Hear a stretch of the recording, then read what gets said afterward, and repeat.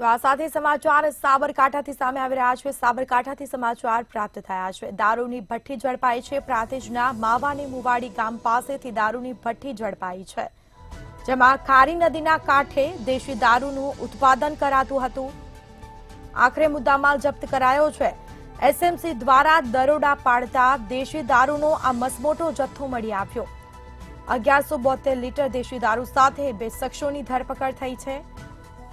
22,535 litre દેશી દારૂ બનાવવાનો વોશ ઝડપાયો છે।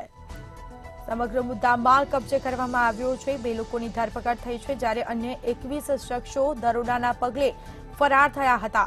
પોલીસ મથકે 23 આરોપી સામે હાલ ફરિયાદ નોંધાઈ છે। તો એસએમસી દ્વારા દરોડા પાડવામાં આવ્યા હતા અને જે બાદ દેશી દારૂનો આ જથ્થો મળી આવ્યો હતો। 2 આરોપીની ધરપકડ થઈ છે।